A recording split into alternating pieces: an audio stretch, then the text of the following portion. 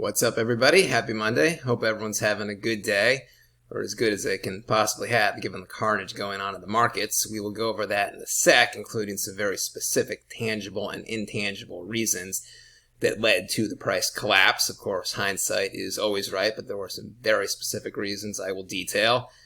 And then I'll also be going over the exchange MEXC that I am working with. I'll just be giving a little introduction to them at the end of the video. Before we get into all that, don't forget to hit the like and subscribe button, especially the subscribe button, and follow me on Twitter at BenCryptoShow. Let's dive in. Bloodbath, carnage. I literally can remember maybe one other day in my life the numbers have been this bad. November of 2018, that crash. Yeah, Bitcoin down 15%, Ethereum down 17%. Just an absolute bloodbath. So, who's to blame? That's the question. What caused this? Well, a bunch of things. I mean, the one minor thing that kicked it off was the CPI numbers coming out on Friday. The inflation numbers were worse than expected, but that didn't have an effect on the prices last month. It didn't. 2 months ago, it did have a big effect on the prices. The months before, it did. But then last month, the numbers came out. They were worse than expected, as always, and it didn't have any effect on prices. I noticed that. Mark Davis noticed it. Very few other people noticed it because it just didn't affect prices. So the CPI should not have, caused this. And maybe, if anything, just the minor trigger that led to the cascading, but I think it was mostly a bunch of other reasons. So what else is to blame? Well, just overly thin liquidity in the markets, and then these days, and then especially thin liquidity on Saturday and Sunday in the markets. That's important because then once some small selling is triggered, there's just not enough buying power to overcome it, and then prices can collapse even quicker. And then even worse than that, which here's a point that very few people have made yet or have noticed. I made a tweet about it earlier today. I have another tweet coming later today. The amount of leveraged long positions in the last couple of weeks has skyrocketed to levels we've almost never seen before. So that's dangerous because then if prices go down slightly, all those leveraged longs get liquidated immediately, and then prices cascade even further.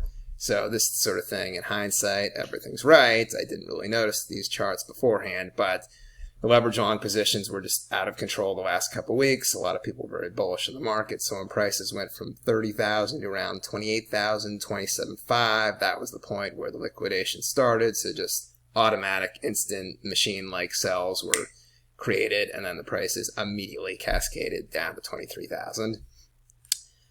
What else is there? And then, there's the conference effect. We'll get into that in a second. Consensus was this weekend. We've been seeing a lot of this. Big conferences nowadays just don't have a positive effect on prices. It's not the conference's fault, but in some cases they've even had a negative price effect. I can't really blame Consensus for this, but the mood at Consensus, from what I was seeing on Twitter, everyone was just very negative on the markets, on prices of Bitcoin and Ethereum, on pretty much everything, and they, of course, just had to tweet about it, which probably didn't help the situation too much, but that shows me there's just a lot of conference fatigue. It's a lot of the same people going to the same conferences.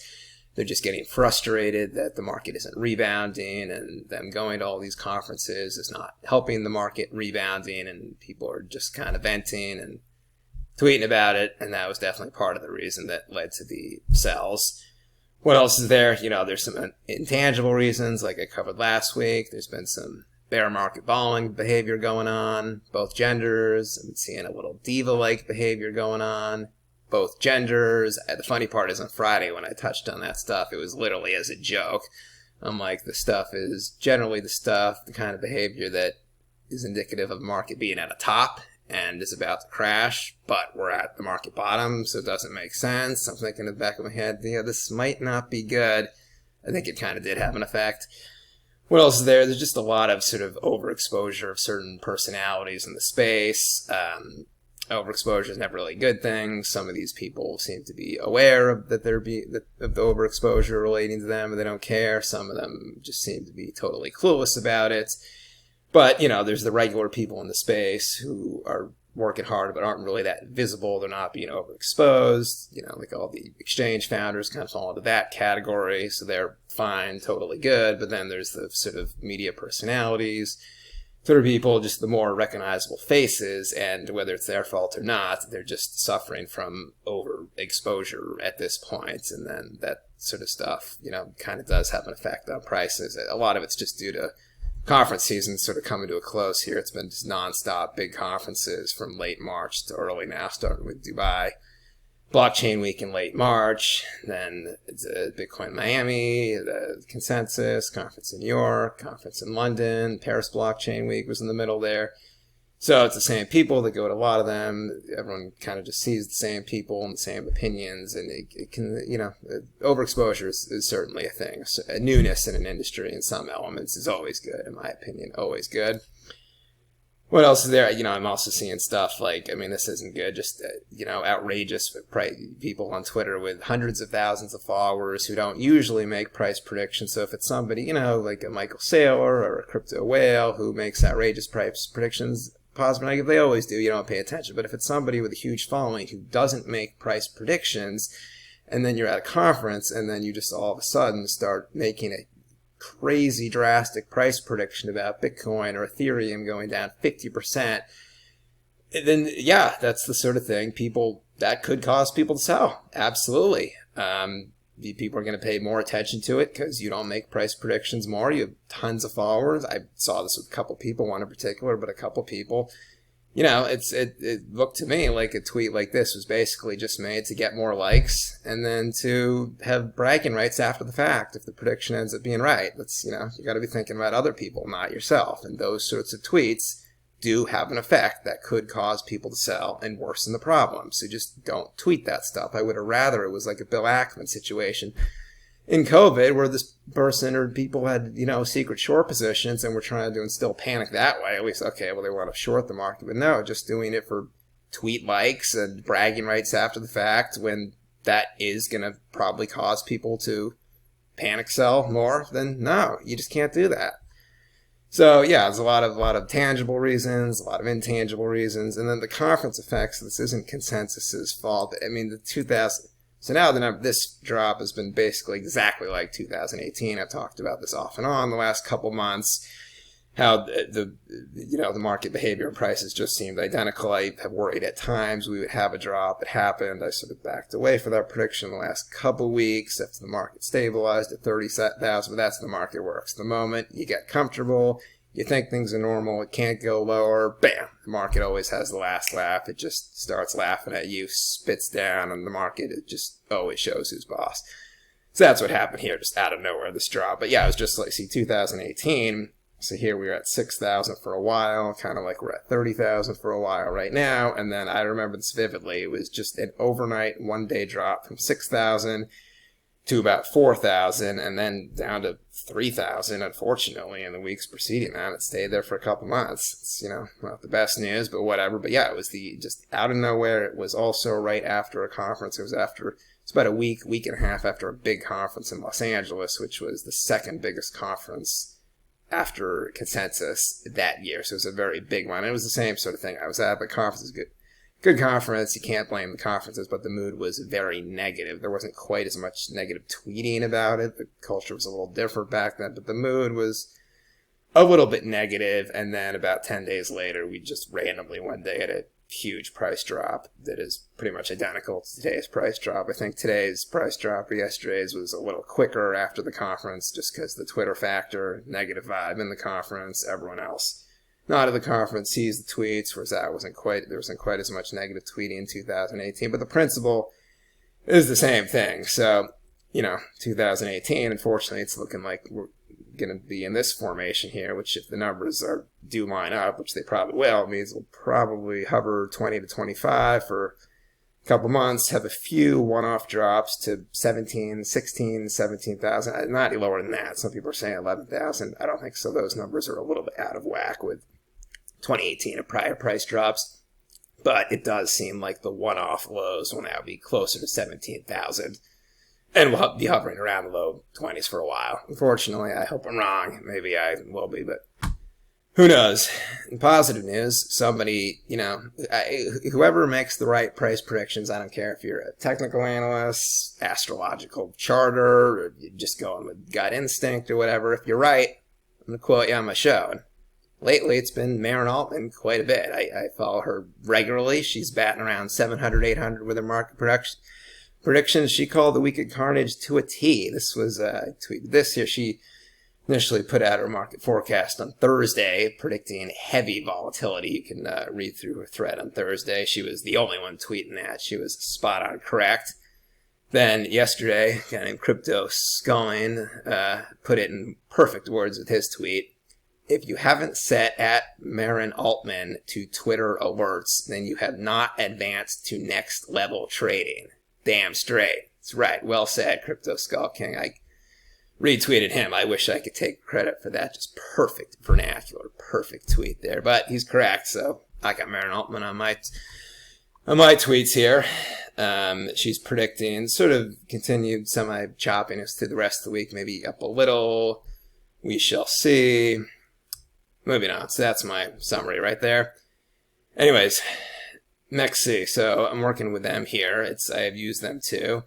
It's just a minor sort of intro to them, what kind of exchange they are. So they are an exchange. They are ranked number 15 in terms of daily trading volume. So they're not quite in the very high upper echelon of exchanges, but they are pretty big, one of the semi-large ones.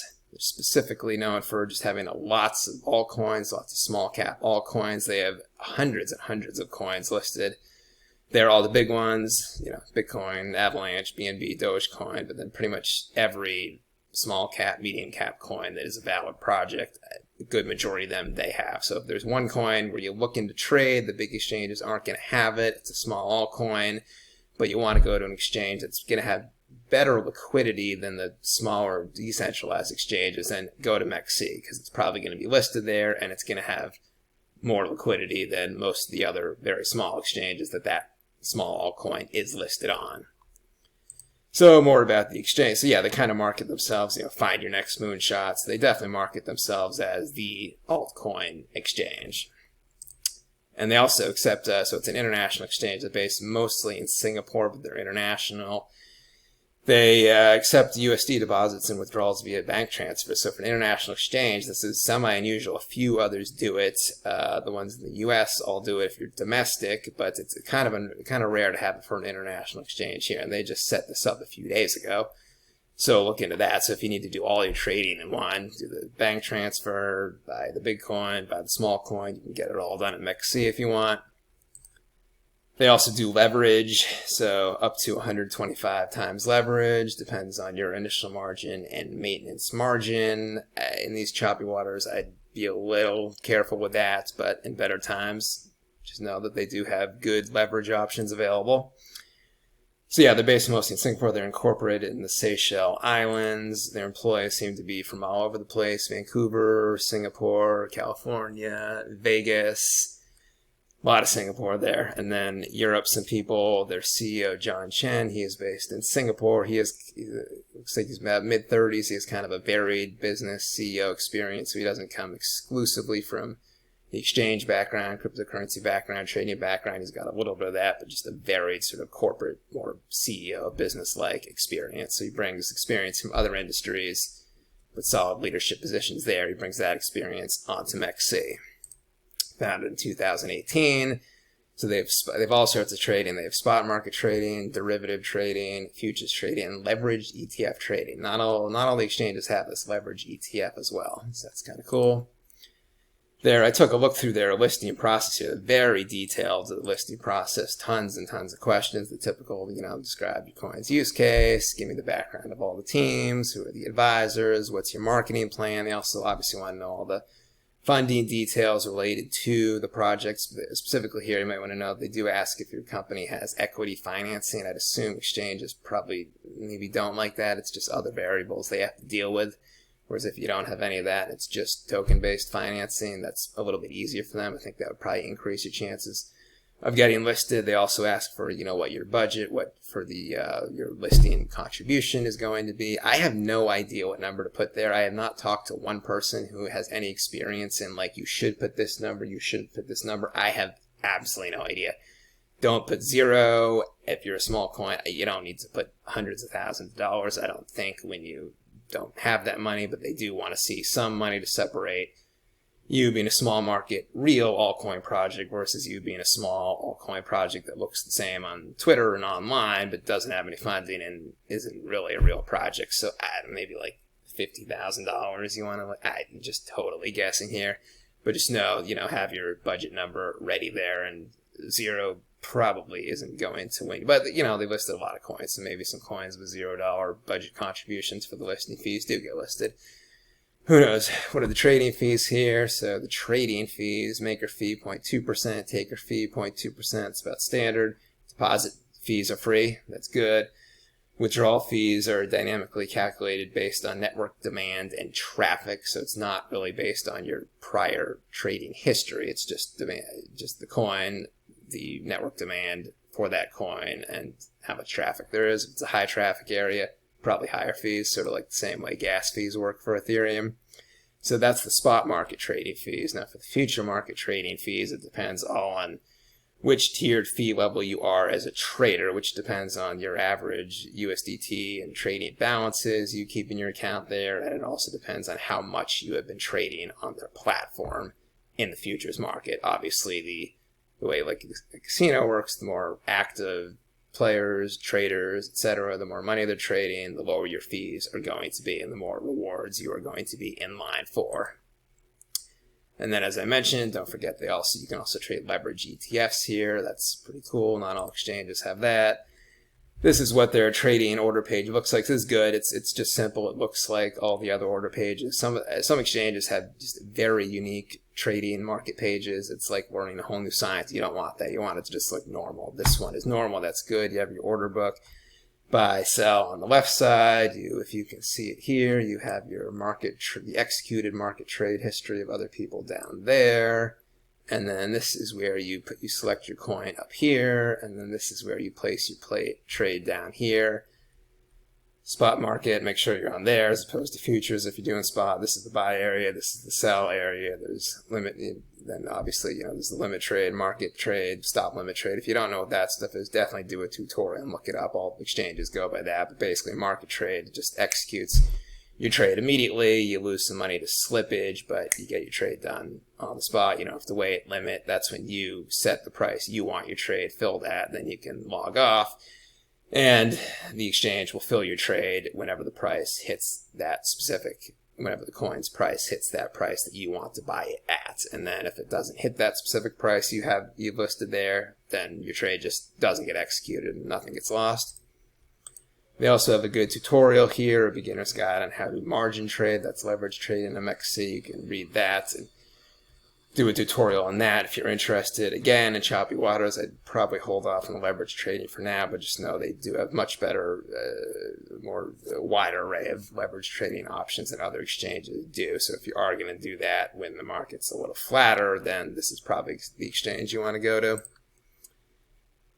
If you do want to sign up, then you can see in my profile here on my YouTube videos, Twitter, I use code 537266631 on my page. This also helps support the channel. It's a 10% bonus if you sign up before June 18th. And that is it. So yeah, in conclusion, again, MEXC, I work with them. It's just a good exchange if you're looking specifically for altcoins that have high liquidity and overall an easy-to-use exchange that has never really had any major problems in terms of downtime, outages, hacks. They're just sort of a smooth-running exchange. They also do fiat transfers. They just added that, so you can get everything done at once if you want. That's it for today. I will be back actually with another later episode today. I'm doing 2 episodes today. Post this one now. Again, hit the subscribe button if you like the content, and follow me on Twitter at BenCryptoShow. Ben Crypto signing out. Later.